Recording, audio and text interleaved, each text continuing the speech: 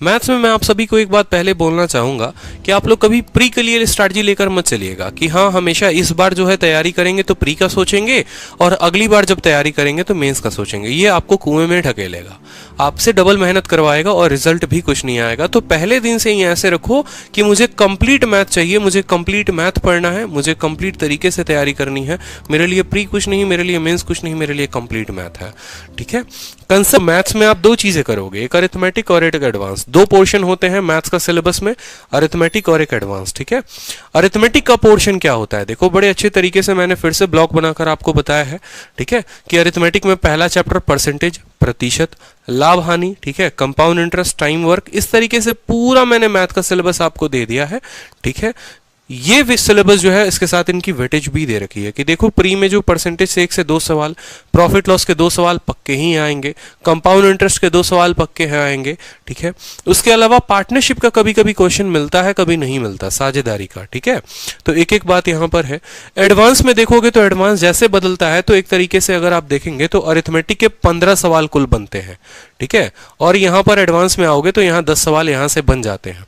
Geometry के 3 सवाल मिलते हैं, मेंसुरेशन 2D और 3D के 2 सवाल, इस तरीके से ट्रिग्नोमेट्री के 2 सवाल, algebra, number system, data. Data interpretation के अकेले 4 सवाल आते हैं। अगर आप पिछले पेपर देखेंगे टीसीएस ने जितना कंडक्ट कराया है तो डाटा इंटरप्रिटेशन के 4 सवाल पक्के होते हैं। तो ये आपका कंप्लीट मैथ का सिलेबस था।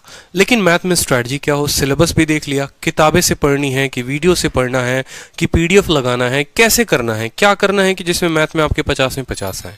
तो सेम तरीके से यहां पर भी 2 लेवल पर बात की जाती है, 2 स्टेज पर बात होती है। पहला स्टेज है आपका सिलेबस कंप्लीट करना और दूसरा स्टेज है आपका प्रैक्टिस करना। जब सिलेबस कंप्लीट करने की बात करोगे तो देखो 2 तरीके के बच्चे होते हैं, एक तो बिगिनर होते हैं और एक जिनका अच्छा लेवल हो गया होता है। तो दोनों केस के लिए यहां पर सिलेबस में आओ तो यूट्यूब वीडियोस की आप मदद ले सकते हो। जैसे मेरे कहने का मतलब है कि पर्टिकुलर अगर आपको कोई टॉपिक पढ़ना है तो आप उस टॉपिक को सर्च करिए जहां अच्छे व्यूज होंगे, जिन एजुकेटर्स ने भी अच्छा पढ़ाया होगा, आप उनको पढ़कर अपना सिलेबस कंप्लीट कर सकते हैं।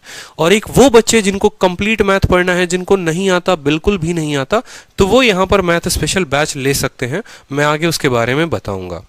ठीक है, उसके बाद जो सबसे इंपॉर्टेंट है, जिस तरीके से आपका कोई जान होता है ना, तो मैथ्स का भी एक जान है। ठीक है, अगर ये चीज छोड़कर जा रहे हो तो मैं कभी भी ऐसा, तो मुझे 100% मैं श्योर हूं कि आपके 50 में 50 कभी नहीं आएंगे।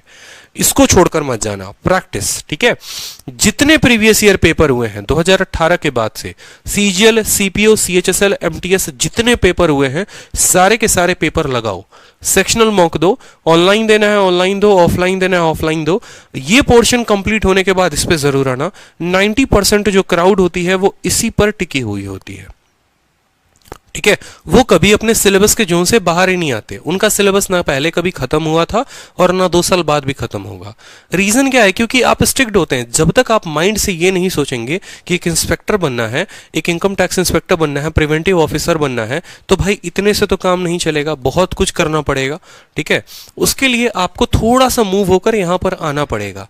ठीक है, ये आप तब लगाएंगे जब आपके कंसेप्ट अच्छे हो जाएंगे, क्योंकि फिर अगर आप इनको अपने आड़े टेढ़े कंसेप्ट से लगा रहे हैं तो आपके नंबर कम आएंगे ही आएंगे।